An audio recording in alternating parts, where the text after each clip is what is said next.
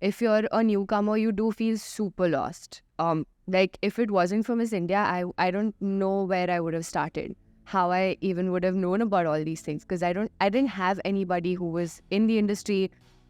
Um, I'm from Pune, so I think I didn't even know anybody remotely related to the industry. So when I came to Bombay, it was this huge, like, intimidating city.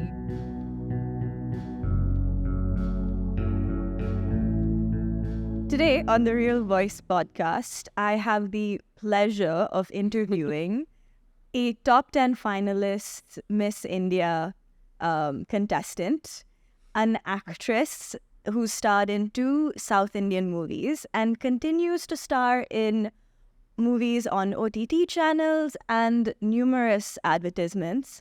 So for those of you who don't know what I'm talking about, Miss Vaishnavi Patwardhan, hi. Hi, thank you for having me. Thank you for being here. I'm super excited to speak to you about all the things that you have done in the past and all the new things that you're up to. Yay, I have a lot to tell you. I'm glad. I have many questions. Let's do it. Tell me how you got started in this industry. So I hadn't really planned to do this. It's just something that happened to me. The only thing I really, really wanted was to get into Miss India. I wanted to actually represent the country at Miss World, which has been my biggest dream since I was in school. And I completely forgot about it. And one day when I was in college, I was pretty lost. I was studying law. And I was almost sure that I didn't want to practice law. I really liked studying. I just liked being a student, but I wasn't too sure if that's what was written for me. So my mom comes up to me one day and she's like, "Oh, remember you wanted to wear those tiaras and like go to Miss India, represent the country. What happened to that?" I'm like, "Oh, Mom, I forgot about it. That's what happened." And then I looked it up, and for the next 2 years, that is the only thing I thought about. The first time I went to a Miss India audition in Pune, I got rejected pretty bad. Like, nobody looked at me. I entered the room, I walked the ramp once, I was never called in again. And in my head, I'm like, whoa, like, I think I'm good enough. But turns out I'm not. So now, ab baat ego pe aa gayi thi, so now I had to work really hard to actually at least clear the audition. I realized how tough it was. So I worked really hard for a year and a half, just 16, 17 hours of training every day. I joined a pageant training school in Pune, the Tiara, and ma'am really helped me figure out what was wrong with me, and my life entirely became about that. And I made it to the top 10 finalists that year, was on top of the world, was in Mumbai for that. And that's how I started getting opportunities after that. That's how I ended up here. I love how, the first rejection you got wasn't the one that stuck with you. and you were like, forget this, I'm gonna get better and come back. 100%. And at that young age, when you get rejected, it kind of sticks more, it hurts more. But you took that and you just decided to put your mind to the metal. And so where do you think your motivation to do that came from? To be honest, it hit me pretty bad back then. I remember going to eat pizza after the audition because I'd been on a strict diet, a very healthy diet. And I'm like, you know what, it's so heartbreaking. Might as well have pizza. And I'm sitting in the middle of the restaurant with like Chittiya Kalaiya playing on in the background and just stuffing my face with pizza, crying when like 100 people are looking at me. And then I'm like, oh, you know what, this is the last time I'm crying about this. Either do something about it or forget about it. So the next day I made a decision to go kill it, basically. And there was nothing stopping me. I think the rejection was motivation enough. I think I take it very seriously if my beliefs about myself are challenged. So suddenly it's like, dikhati hu ab, aa jao. So I think that was motivation enough. I love that. I like that sentence. Rejection is motivation enough. Yeah. That's about it. It's just being told that you're not good enough when you kind of know. In your head, I'm like, kyun nahi bhai?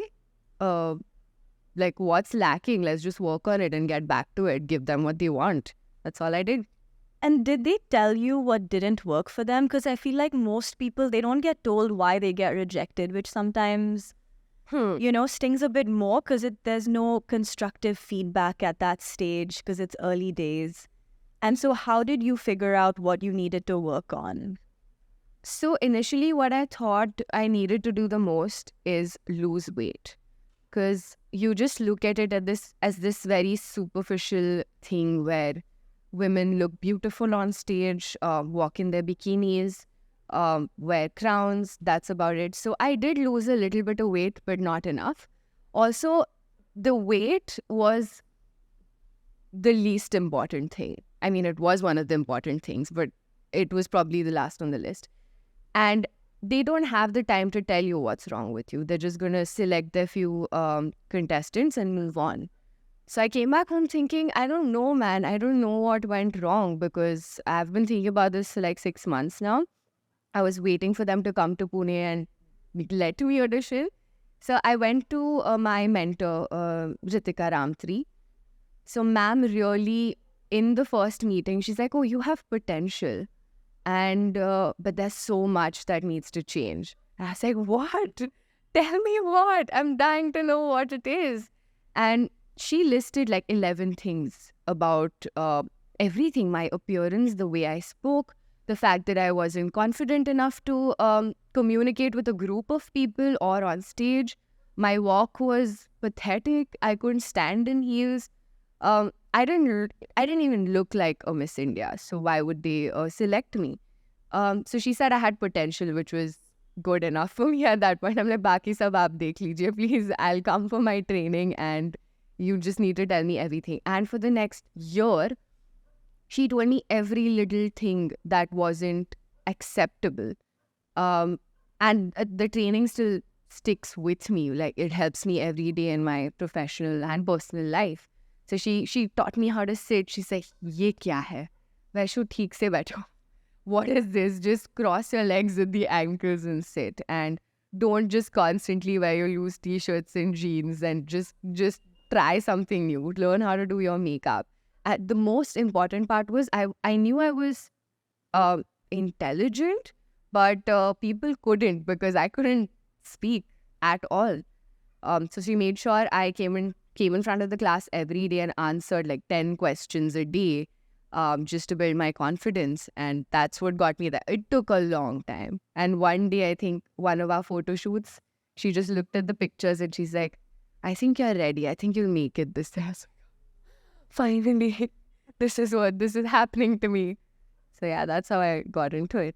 That's super interesting. And one thing that you said that really stuck out is how the role communication plays in this entire process. And that's not actually the skill that gets the most amount of attention, unfortunately. It doesn't. But tell me about how you improved or how you were able to improve your communication style, which is essentially just letting people know how intelligent you were and just being able to put yourself forward in a way that was authentic. Yeah. So how did you work on that? What improved? How did you improve it?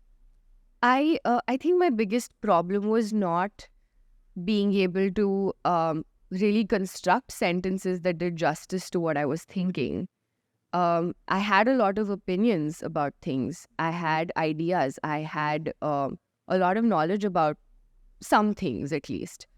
But I was never able to, I think because I was just nervous all the time. I have grown up pretty much being alone at home. Didn't really have friends until I was in 7th grade, I think. After that, my entire life was about studying and extracurricular, and just like back to back, I was just packed with classes. So I didn't really get a chance to go out and talk to a lot of people or have like a huge gang that like really appreciates me. Now I do. But back then I didn't really open up. So I think what she did was we were supposed to solve 10 questions every day as homework and write down the answers and then go stand in front of the class and read them out at least to begin with. And even over there, I used to stutter. I'm like, I don't know what I'm reading. So it started with the reading, and then we used to have these mock interviews with her and with other students in class. That was another thing. She asked us to read a lot. She asked us to watch a lot of content that had good language. I remember her asking us to watch Downton Abbey and like some other series and a lot of content that would actually help us with the language. And that's how I think I got the confidence to talk. And I had to do this in a year. I was really desperate. So I think from the moment I woke up till the moment I went to bed, and even in my dreams, this is all I thought about. Okay. So now I have a really serious question for you. How good is your Downton Abbey accent? I actually ended up never watching it. You didn't. I didn't watch it. And because I remember so she used to tell us every day to watch a bunch of things, okay? And my walk initially was really bad. So she used to send us videos of the Victoria's Secret fashion shows. She's like, watch this and just like try to walk like they walk. And I'm like, that's a lot of pressure, ma'am. And we had homework, and I used to work out twice a day, like an hour and a half in the morning at 6 o'clock and at 8 p.m. after I got back from my training. I also had to ride my bike 15 kilometers in the morning and 15 at night to get to the training studio. So it's like I had no time at all. And on the weekends, I think I had a little bit of time, but I used to watch like basic content first. Right? Like, I didn't want to reach that level immediately. I'm like, abhi to ek sentence nahi nikal raha hai. So I think most of my practice was just talking to people, getting out of my comfort zone, going and meeting new people. I really struggled with that. I was so intimidated by anyone and everyone. I think that was my biggest problem. The minute I was put on the spot, I'm like, nahi bhai, I'm sweating now. I need to get out of the situation as soon as possible.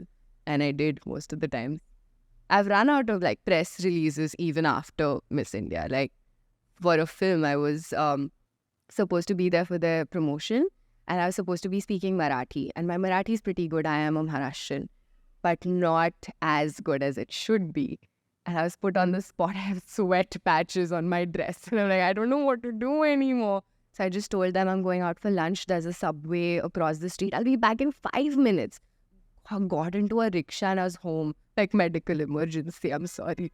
I couldn't face anybody for a long time. I had some serious anxiety, like facing people, even after the pageant. Okay. And what helped you work through that? I think deep down it was a self-esteem issue. I didn't think I was good enough. Straight up. I knew that I could be. I knew I had the potential to be, but I constantly thought everybody's better than me, which is easy for me to admit now. But back then it was like, oh my God, are you serious? Like everybody is just better than me.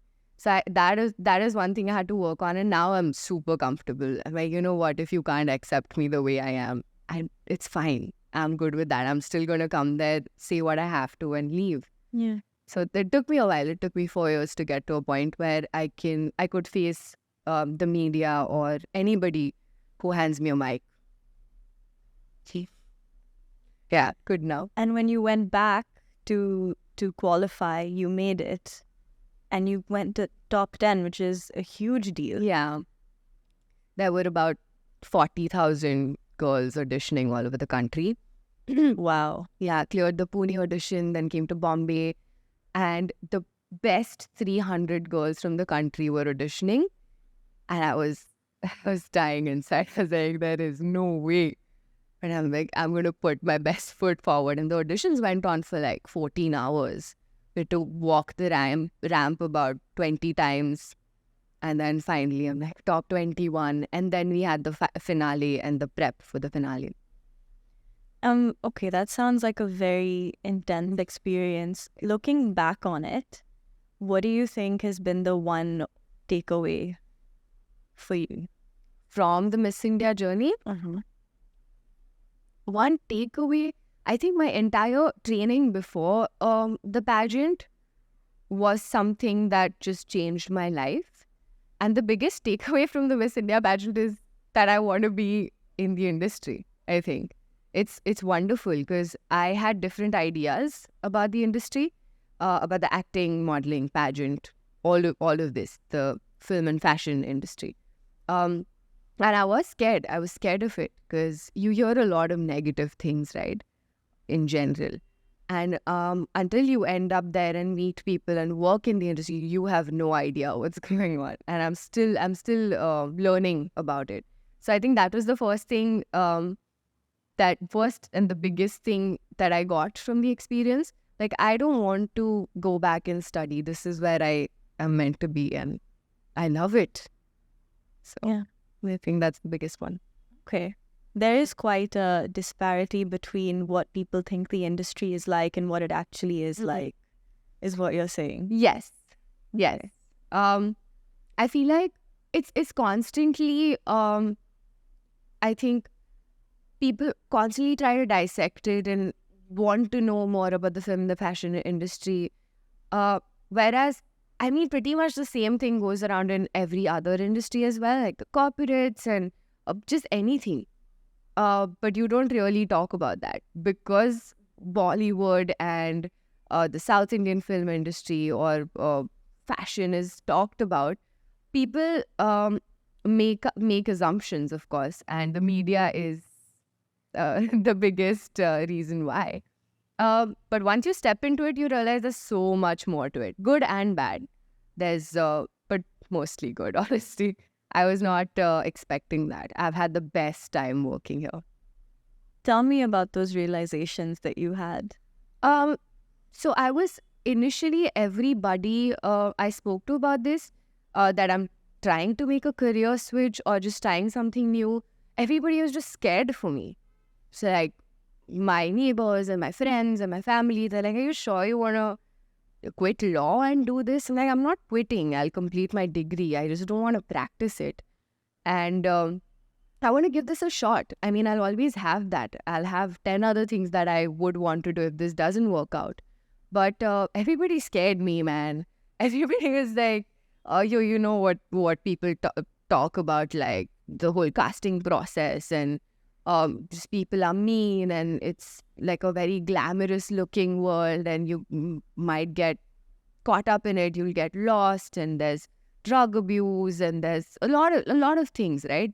You've heard all of them. But no, dude, it's so much more than that. Of course, you get to know these like 3 examples that just went south. But it's great. It's been amazing. People are really nice. You get to travel a lot. Um, you learn so much every day on the job because it's a new set every day. You're closely connected with every person who's on set, whether it's the light team, sound team. You get to know so much about everybody. I've had a great experience and people are amazing. Yeah, because at the end of the day, you're working with people who believe in their craft and their art and just want to make a living doing that, following their passion. Yeah, and most people also do it as a job, like you would, like an office job. The lights team and the camera team and the sound team on set, everybody just comes there, no matter how late it is, how horrible the conditions are, they put their best foot forward. And we wouldn't like survive without them, right? So it's crazy to see how many people are so hardworking in the industry, every aspect of it. I feel like that also kind of adds to the motivation, doesn't it? Yeah. People giving their 100% every day, and that makes you feel, I have to deliver. Yes. I feel every day I meet somebody who motivates me and who inspires me every day. Yeah. It's crazy. And that's how I've been able to go on because I think when you do something like this and you go back to, say, your hometown, it feels amazing. You're like, oh, मैं कुछ अलग कर रही हूँ, अच्छा है ये. Or you get appreciated a lot. And then when you come back, you're kind of grounded looking at everybody else, right? It's a reality check where everybody's working so hard constantly, just make a living and treating it like a normal job. So it gets you back to the ground and not get lost in the whole glamour aspect of it. Yeah. Who is somebody that has influenced you the most, you think? Oh, I don't think I have a specific answer to this because there's not like one person that I look up to. I try to take something from everybody. This is such a pageant girl answer. Oh my God. I try to, no, I take that back. No, but genuinely, I feel like it's a nice thing when you can just look at the positives and just move on, right? You might not see this person tomorrow, but there's some value that you need to take away from a conversation that you've had with them. So there's a lot of people on set who are just so friendly with other people. So that's something I really like. I love people who talk a lot through the process because you spend your entire life on set if it's a 12-hour shift. And then you kind of have dinner with them or whatever. If you're traveling, it does become your family. So I think that's something I've learned over time. Even the most senior actors are just so wonderful. They'll go out of their way to make people feel super comfortable. They'll make plans. If it's somebody's birthday on set, they'll go out and like do something for them. I think that is something I've learned over time because I was pretty shut off. I just wanted to do my job and like I wasn't rude or anything, but like I wouldn't mingle too much because I am an introvert and I like being by myself a lot. That needed to change.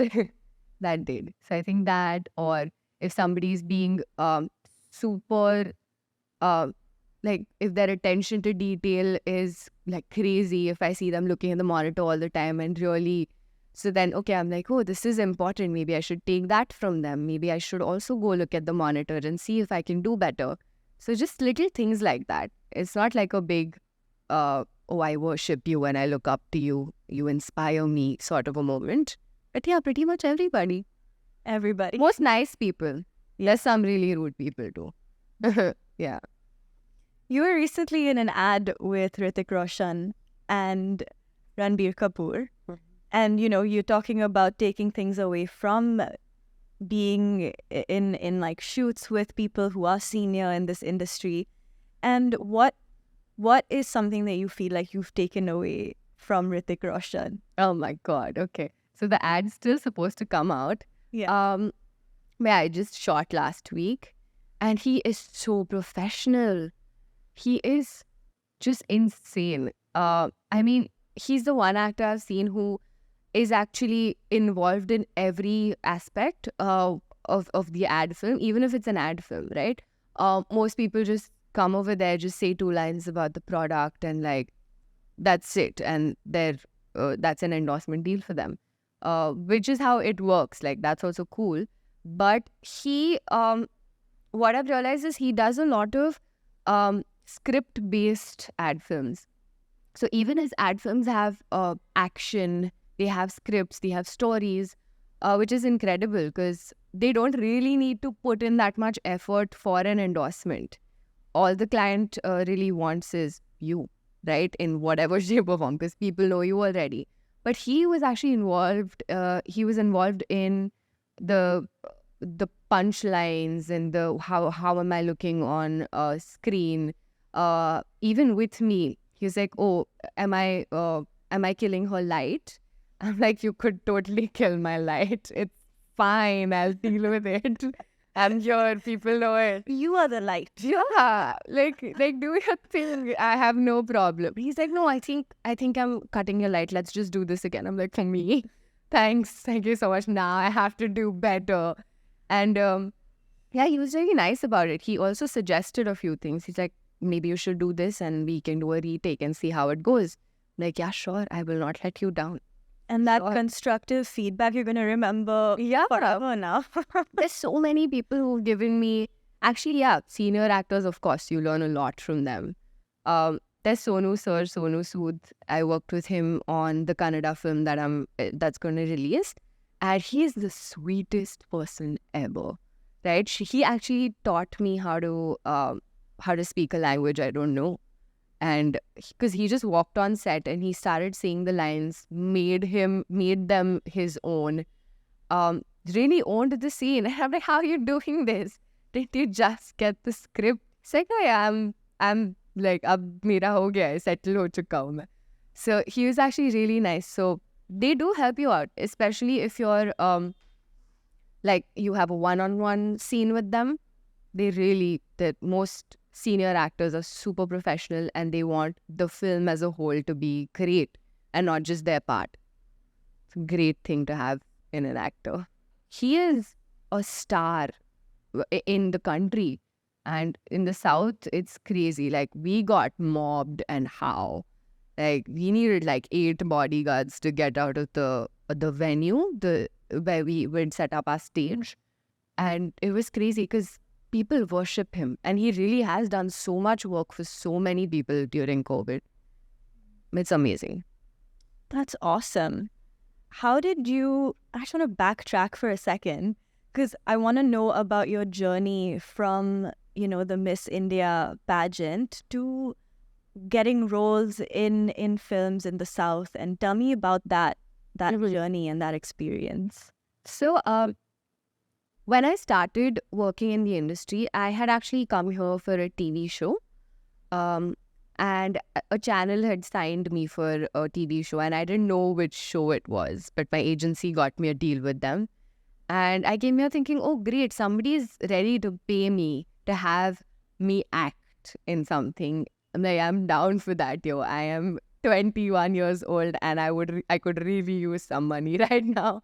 So that's why I came here. That, for whatever reason, didn't work out because it kept getting pushed. Then I got into ad films because there's this lane in Andheri where everybody auditions for ads. There's like studios back to back. Just in the entire lane, people just go from one studio to another, carry a change of clothes and ask the casting people if they're eligible. And then they tell you, nahi, aapka look theek hai, iske liye to aa jao, nahi hai theek to ghar chale jao. So you keep doing this the entire day until like one day maybe you'll get a call back for something. So I went there for 1 or 2 auditions and I realized, oh, यहाँ पे ads की भी auditions होते हैं. And then I started auditioning. And once a couple of people saw me, they kind of started sending me castings. So that's how I started working in ads. There's one ad that I cracked. I think my first ad was with Shraddha Kapoor. I was supposed to play her friend in a hair oil commercial. And I worked for bloody 16 hours that day on set. And I was also her hand double, because that's something that some major actors don't do. A very hand double. Interesting. She was really sweet, by the way. She was just such like great bubbly energy on set. So I was just really happy that my first ad is with like a star. I was just this, oh my God. But does she have ugly hands? No, she just didn't have the time. She has really pretty hands, which she didn't have the time. Okay. So she actually had an 8-hour shift or something and they couldn't finish the entire thing on time. So she ended up leaving and they just needed some hand shots of like the remote being picked up and the music being started. So she left her nail polish and her rings for me. And I was like, are these Shraddha Kapoor's rings? Am I supposed to wear them? They like be super gentle with them. So I stayed there from like 11 after my shift was over. I stayed there for another 4 hours to have my nails painted and just doing this shot one after the other. So that was fun. And when the ad came out, I was in it exactly for a second. Amazing. Just doing this with my voluminous hair. You have great hair, by the way. Yeah. That I didn't know that, but initially I didn't know that. I thought my hair was pathetic. But then they do a lot to like make it look super nice. So yeah, I just had to do this with my head. That was my part in the commercial. It was awesome. And your hands. Paid for it. And my hands. Show us your hands. Show me your hands. But I see it. I see it. I have like baby hands. It's so weird. All you need is Shraddha Kapoor's rings. Yeah, like they made them look super nice, by the way. Like cute nail polish, pretty rings. So it was awesome. Like क्या करते हैं? क्या करना पड़ता है as actors and commercial models. And the attention to detail is something that you don't know how much detailing goes into everything until you're behind. Yeah, I didn't even know this is a thing. 4 extra hours of amazing unpaid work playing somebody's hand is all you ever want in life. Yeah, That's you're it. so happy. Yeah.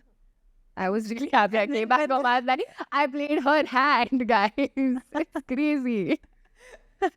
Do you send the ad to everybody? We're like, look at the hands. Yeah, exactly. Because, yeah, when I sent the ad to people, they couldn't spot me because they had to pause on that exact second when I was in it because there were a bunch of people in it. And I'm like, वो छोड़ो, वो तो दिखाई नहीं देगा, हाथ देखो यार, तो कितने सही है, तुम क्या कर रहे हो घर में बैठ के? I love that. I think, like, was that a defining moment in your Really. That's when I decided I don't ever want to be a hand model because it takes a lot. Yeah, it was awesome. That was my first ad. And then I was lucky enough to get like a few more after that. And now that's my main jam, I think. advertisement? And then in between that, you got a role with a movie, starring in a movie. And what was that experience like? So, I wasn't really sure what I wanted to do with life. I'd moved to Mumbai for the TV show, and now I did not have the money to survive, right? So initially I was getting paid here and there, but then what I knew was I couldn't ask my mom for money because she'd already done too much with like my Miss India journey because it takes a lot. Like it's a huge deal. So I started working a little bit, whatever jobs I could get for brands and campaigns and just anything, catalogs. I was cool doing whatever as long as it was a decent job and it paid me. So you were shooting a South Indian movie and you were starring in it. Tell me about that experience. What was it like? It was amazing. It was the best time I've had. Mainly because it was very new for me. I got to learn a lot on set. And since that was my first real experience where I was leading in something. So the treatment that I got was very different from what it had been. With advertisement? With anything, yeah. In ads, there's no like real star as such unless you're shooting with like an A-lister. You're just an artist who people have hired for a day. So on a film set, it's a different story. You have an assistant, you have your own hair and makeup team. Everybody's really nice to you. Everybody thinks of your comfort. ये क्या है? इतना ज़्यादा मत करो यार, मैं आ रही हूँ. Don't worry. There was a time when we had a sunset shot and our time was just like the sunset was happening and I just needed to be there for 5 minutes for a shot. And I was in my vanity and nobody had told me. And even in that like situation where we're losing light and we're supposed to finish this shot on time and then pack up, I'm sitting there nicely ready. I'm fully tayar. And the director's assistant comes to me, the ma'am, actually the shot is ready, but whenever you're ready, you can come whenever. Don't worry. The only thing is the sun is setting, nothing else. I'm like, Arey yaar, the sun is setting, I'm coming. I'm dying to just like get out of the vanity and be there on the... but yeah, they're so nice to you even under so much pressure. Because you're the lead actor. You're the star. I'm sorry, I just didn't know. But don't worry. But yeah, I've really enjoyed being there. I also had to act in a language I don't know, which was amazing because I messed up so much. Yeah. You had to... Did you have to learn Yes. new language? Yes. So a lot of people take the help of a prompter.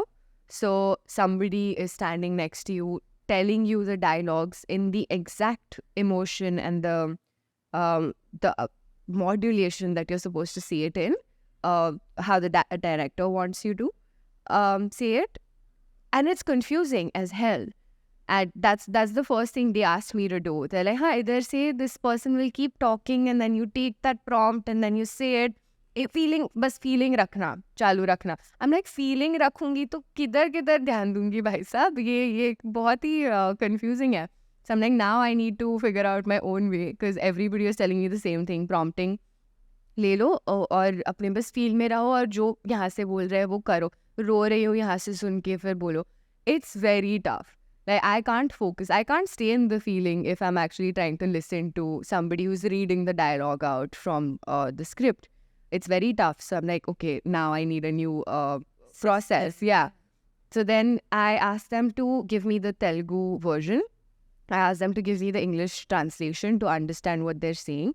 Then I asked them to send me voice notes on WhatsApp of every dialogue because they couldn't sit, like I needed to hear it over. I used to listen to it like music. So I just put on my earphones at night, walk around on set or wherever after my pack up, walk around in my hotel and just listen to it like it was a song. And I just learned it. And I was very good at this even in school. That's how I was like super into studying because I'm like, exam na ho jayega. Itna koi tension nahi hai. You study for one day, fully learn whatever was given to me. So I think I found that easier. So once the dialogue is set, and they were extremely long dialogues. Like I had a monologue, जिसमें एक शब्द था. I don't remember the sentence, but the word was Bratakalani Pinchichu. That's one. That's one word. That's one. Just like I think 17 letters or something. And what does it mean? I think it's like the desire to live or something like that. Wow. I think that's what it was. I think we have to look it up. But I'm sorry if I'm wrong. You've said it perfectly though. Well, Yeah. it sounds perfect. Because I've learned it so many times. I'm like, that's the Kalani Pichuchu. I'm like, that's tough. And in a sentence, now you have to like do a whole monologue. So now I'm like, okay, but this is working for me because the first day I tried it, I just had 2 or 3 dialogues. And then I could get in the feel of it and actually say it the way I would say a Hindi or an English dialogue. That worked out. That really did. I also used to ask them to give it to me in the exact modulation that the director wanted me to say it. I also heard them speak to each other a lot, so I kind of knew what words they stress on. So now I understand Telugu a little bit. But yeah, that was a good process I developed because otherwise prompting seems easier for most people. For me, it was it was not as effortless as it is for most people. That's incredible. You just learned an entirely new language. And it's not an easy language to learn. Nothing. There 17 letters. Yeah. And a lot of actresses who have been in your position before have been okay with being dubbed, right? Yeah. So somebody dubbed for me. Okay. Yeah, somebody dubbed for me. And her voice is exactly like mine. They found somebody who sounds exactly like me. Found your voice doppelganger? Yeah. Because it's tough. Apparently, it's really tough because most female voices don't suit my face. I didn't even know that was a thing. But they're like, oh, we don't want somebody who has a higher pitch or whatever. So I'm like, okay, cool. Find her, no problem. So I knew somebody was going to dub for me, but they need the exact lip sync, which is even harder. Like if I was going to dub for it, I kind of know how I'm going to see it later. But since she did a fabulous job. She just took my performance to the next level. And how does that work? Because you are recording, like when you're shooting, you are saying the dialogue. Yeah. And you have the emotion and everything. And then they kind of just use the voice to, like they put it on top. Yeah, they're just they're actors too. They just have to, their face is not seen in it. That's it. But she really modulated it so well. I don't even know how she did the scenes where I was crying or like super emotional, or I have like weird pauses on random words. But she did it really well. I'm like, oh, did you just get in the feel of it in a dubbing studio, just sitting there and like feeling like, oh, you're losing the love of your life? No, I don't know how she did it. Some next level talent. Next level. Voice actor. Yeah. I mean, I do my own dubbing a lot also. Not in the South, but everything else. And I know how tough it is as it is. Like, I can't dub for my own self very easily. I need to take time out. I need to prep myself. Ask the director how he wants it. Do you want variations? Do you not? I can't imagine doing that for somebody else's face. I don't know how they do it, but I think that's what they're trained for. And I also heard that you manage yourself currently. Yes. For a while, I've been managing myself. And is that common? I don't think it's very common, right? Like, It's not. Um, Initially, I had an agency managing me for about a year, and then I started freelancing, and I didn't really, because by the time I had already started giving auditions, and I was kind of in the database of a lot of casting directors, so they started calling me, and through more auditions, I met more people, and that's how I built my network. So I always had just enough work to keep me going, if not a lot. But it's not that tough, honestly. The only some people do find it really tough. Like, I find the negotiation part really tough. I can't talk about my value and what I deserve to be paid. That's an awkward conversation to have. But I've learned to have it now. It's tough, but who's going to do it for me if I don't? So my way of looking at it is that if I want a manager at some point, I need to know how to manage myself to guide the manager better. Because what's the point? If I don't do it, I don't know what. I don't want to leave this in anybody else's hands. I want to be there guiding them or like telling them what to do. Because otherwise it gets really messy. I think. and so what informed your decision? Because you did have a company that was managing you. What informed your decision to be your own manager? I think my contract with my agency was ending. And I didn't really think of signing up with anybody else because at that point I didn't really have the energy to build a new relationship with someone because it does get very complicated. So what I thought was if I find someone and if there is a relationship that builds organically where I feel like, well, this person can be trusted with my work or can be in charge of my work and give me great guidance and has a vision for me and not just taking a cut. That makes more sense because it's a very intimate relationship.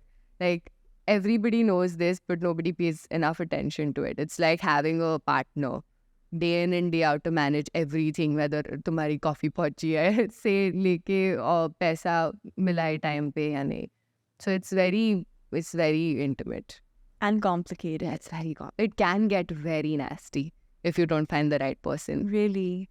With agencies, like there have been a lot of instances, especially through COVID. We read about this a lot where models weren't paid enough or they weren't given their pay for like the last 6 months work or 1 year's work. I have a friend whose payments were just with the agency for like 2 years in lakhs.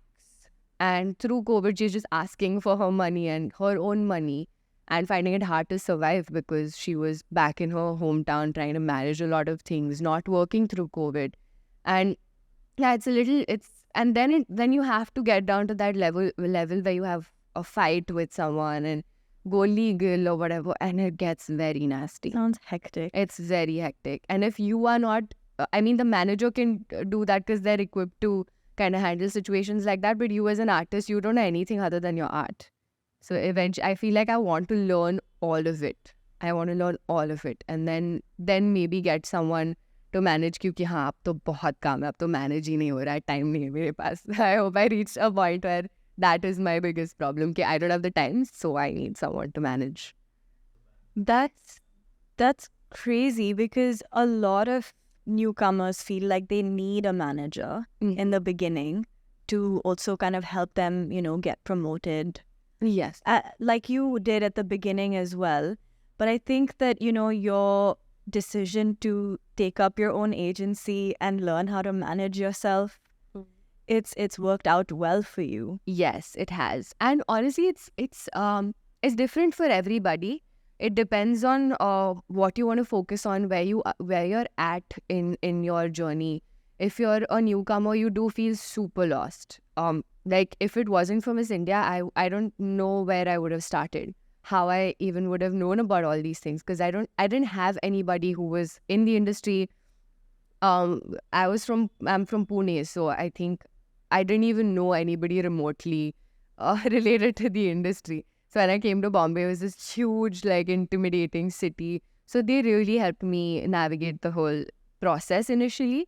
So I think it's also a good idea for some people to get an agency, not just to start with, but overall. If you build that relationship with someone, if you have great managers, it's obviously great for you.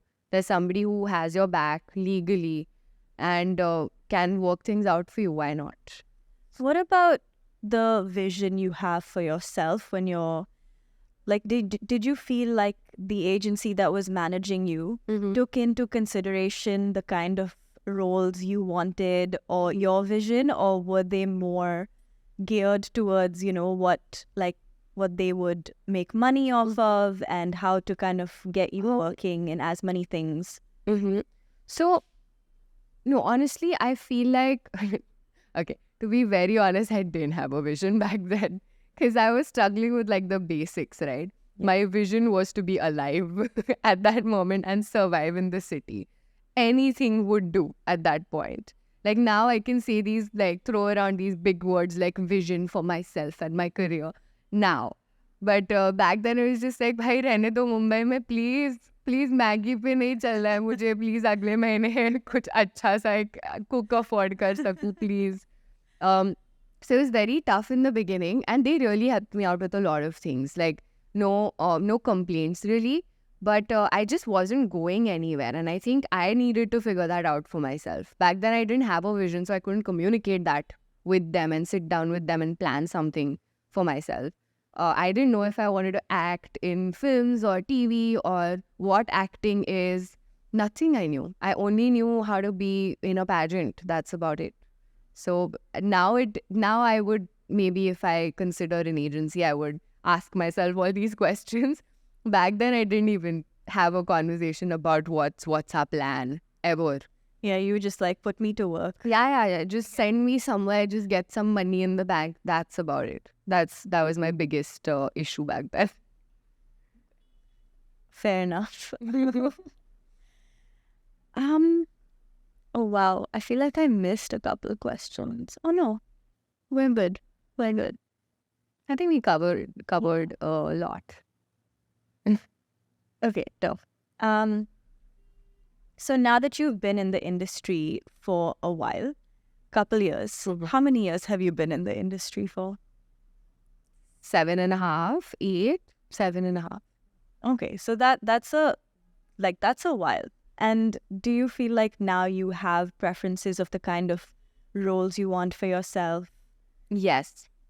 So I'm not too rigid, to be honest. I have 3 rules, right? While working, while choosing work. Either it should pay me well, it should look good on my resume, or it should be a team that I love working with, or somebody I know, or I want to experience that with them. So it's 2 out of these 3 things. If I'm getting like good money and great team, I'm good with it. Great thing to put on my resume and good team, I'm good with it if they don't pay me enough. That's cool. Those are like the things that I consider. Other than that, I'm a little I'm open to everything. I just want to do good work, man. At this point, when I see whatever I've done, I shouldn't cringe. Firstly, basics. Should not cringe. Should be proud to put it out on my Instagram and send it to my friends on WhatsApp.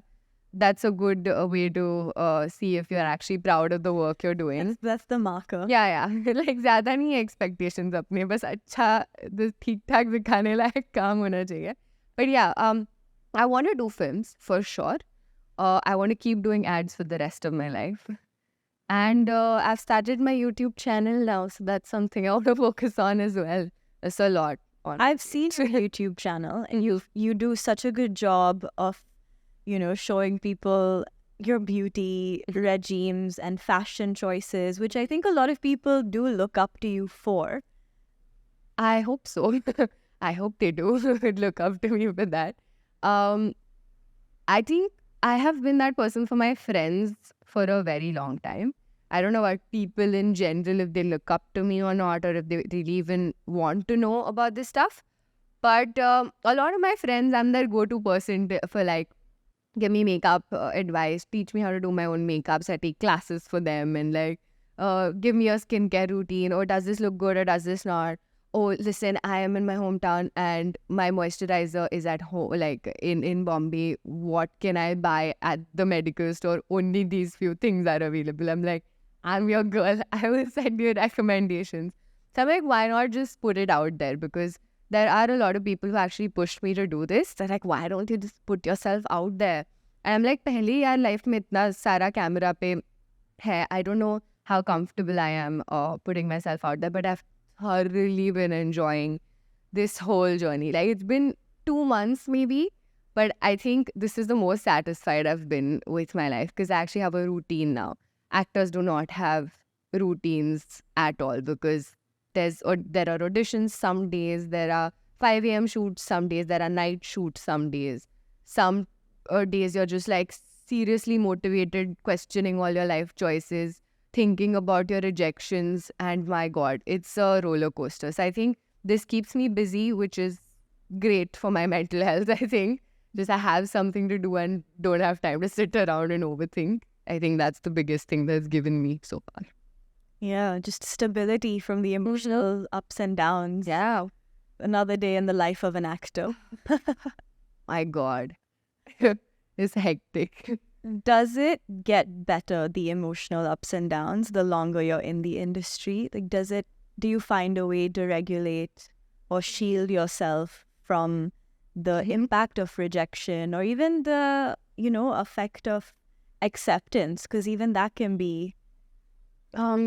It is a very tough industry to be in, but it's also a very high reward industry. Like, if you do make it, even if you don't make it big, even if you survive in the industry, that's reward enough because you do have a lot of things that go with it. But it's also, I don't think the industry has anything to do with do you get better handling these things? Because life's going to throw things at you, right? I think it's about how much you're willing to work on yourself. Because I have seen people who've started off really sorted and like go into like a hole of like insecurities and a lot of abuse and like a lot of nasty things. So you can go that way.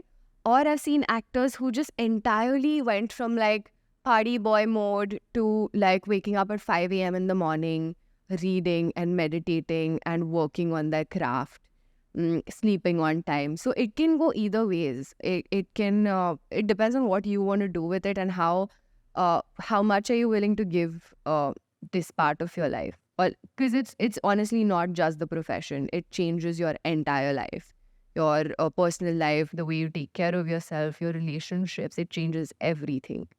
So yeah, I think it's very personal more than what the industry does to you. You have to get better. You have to get stronger. And how has it changed for you? And in what ways, what specifically has being an actor changed in your personal life? So I think I have kept my professional and personal life very separate from one another. And I've managed to do that, which I'm very proud of because it hasn't really affected my relationships. I still have the same 10 friends that I had 15 years back. I still regularly do video calls with them. I go back home and meet them. It's been the same people. There have been a few additions over the years, but I still have those people in my life. There have been some people that... for whatever reasons, they're not a part of my life anymore. I think it has triggered some insecurities in some people around me. Earlier, the girls used to be very close to me, but that kind of changed after I entered the industry.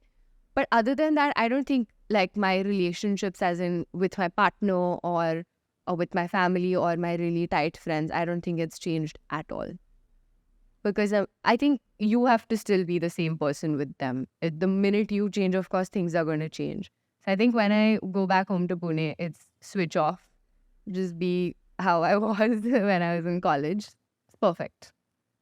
Keeps me sane. What does making it look like to you? Do you feel like you've made it? Do you think there's more making it to be, to reach? I think my goal for last year is to be stable in every aspect of life. And that's my definition of success as well. Just being stable in every aspect of life. Because I feel like if one thing goes to the dirt, I think everything else can't you can't enjoy the rest. Like if I have a shitty relationship with my partner, it's going to trickle down into every aspect of my life. So I feel like I just wanted stability in every part of my life, and I've kind of managed to get there. Because I was a mess 2 years back, all right? Like in every way. Like I didn't know what I wanted to do professionally. I didn't have a great relationship. I didn't, and all because of me. Like the relationship was fine. I wasn't okay mentally. So my only goal was to be happy next year. As cheesy as it sounds, I think I'm doing great. Like this is how I want to be. I want to grow. A sustainable growth is is what I want. I don't want to do anything crazy one day and feel like I've made it. I want to live life. Just be happy, be stable, have friends, go out, work, work in things that make me feel nice and like satisfied. And proud. Yeah. Yeah, I think that's cool for me. Chill. When do you think, or what do you think, I'm just going to do that again. What do you think helped you switch from, being a mess to now having the goals that you have, wanting the life that you do, and being happy, which doesn't sound cheesy at all, by the way. Okay. Yeah, because I don't, every time somebody asks me what my like goals are in life, I don't have, I do have short-term defined goals that I'm currently working towards, but I'm open to change, right? Like as life happens, I'm okay to like just live it. I'm not, I don't want to see life is going to disappoint you, right? Like it keeps disappointing you. So I don't want to keep that open. I don't want to be like, oh, मैंने ये imagine किया था, ये नहीं मिला तो अब मेरी life गई, बस नहीं खत्म हो गया सब कुछ. I don't want that. I want to be okay just flowing with it and switching whenever a switch needs to happen. I think the main thing is like taking responsibility for how I'm feeling in the last 2 years, because I was constantly blaming someone or something else for the things that were happening to me. Whereas I didn't make the right choice of like anything, right? It's my fault that this is what's happening and I need to fix it. The world isn't magically gonna wake up one day and be like, nahi yaar, Vaishnavi ko ye to nahi dena chahiye tha humko na. So then suddenly, yeah, so I think just taking responsibility of the things that were going wrong, just reconsidering, I think a lot of introspection went into it. Just breaking down my relationship with everybody in my life. That's something, because I used to be very delusional a little bit, not in a bad way, but this whole ये घटिया scheme है बहुत कि you have to look at the best in people and see their best. Like they're freaking trying to show you the worst, and you still choose to not believe it. It's your freaking fault. They're throwing it in your face ki le, ye, this is what I'm gonna give to you. And then you're like, nahi, theek hai bhai, I'm okay with this also. So I needed to just wake up one day and set my priorities straight. These are the few things in my life that I want sorted. This is how I'm going to move towards it, and I'm not going to be passive about life anymore. I was so passive. I'm like, ye ho raha hai to theek hai. Whatever work is coming to me, theek hai. You'll just do it off. Or not actively reaching out to casting people that I really want to work with. Not actively starting my YouTube channel. That's something I've been thinking about for 5 years and I've not done it. Oh, wow. And my mom pointed it out. She's like, great ideas, beautiful visualization. You're going to make somebody else really happy one day by giving them your ideas, because no execution power. I'm like, itna bhi sach nahi bolna tha, mummy ji, bas ho gaya. So she threw a truth bomb at me 2-3 months back, because she's a graphologist. So she read my handwriting, and that was the first deep reading that she'd done. She's like, great ideas, no execution. And she could tell that from the why. Yeah, that you wrote. Something I'm like, shit. And I knew it. I just didn't want to face it. And when she said it, I'm like, ab to YouTube start karna hai. But something's stopping me, because in my head, I have a lot of great ideas. Because I constantly keep doubting myself. So yeah, taking responsibility, not being passive and actively chasing things. People also, like friendships. I'm like, I find you really cool and I want you in my life, man. You actively go and pursue that person and not just be like, let's see if we'll hang out someday. Like, no, I want to meet you for coffee tomorrow at 10:30 a.m. Like, meet me if you want, and then if it works out, it's great. So And listen to your mom. yeah, and listen to you. Always listen to your If she's watching this, yeah, awesome. Listen to her. Shout out. Yeah. Just taking action. I think that's what changed, Yeah. and it really like changed my life in the last 2 years. I've been very, very like level-headed since then. Thank you for sharing that. And also for being on this podcast. And I wish you all the best. Your YouTube channel, which, is under your name, Vaishnavi Patwardhan, is already taking off. And in a couple of short months, now that you've executed your Fine. results very fast. Mm-hmm. And I mean, it's a testament because there is so much content out there. So, to stick out and actually put something out there that people resonate with. Mm-hmm. I mean, I'm sure it's going to do great. And you also have a movie releasing shortly, Shrimanta, which is going to be out in Soon, next month. next month. Yeah, we actually postponed the release. It was supposed to happen 14th of April, but because of some censor issues, it got pushed a little. But yeah, it'll be out soon. Lot of things happening. A lot of great things happening. Yeah, wonderful. And thank you so much for, taking the time to be here. Thank you for inviting me. This was so much fun. This is my first podcast. Really? Yeah. I mean, I've spoken to people like candidly, generally, but this is like a sit down, let's talk about life. I love it. Yeah. And you don't even have to memorize any lines in a different language for it. I know. How great, right? I can just say whatever I want. And you did. So thank you. I'm really glad that you were, open and comfortable and candid. Thank you for having me again. Oh my God, this is such a wonderful experience. I should do this more. Yeah. Just talk about my life. Now you're open to podcasts. Totally. Hit me up, guys. Hit her up. She's great. She's a great guest. All right. Thank you. Okay, thank you.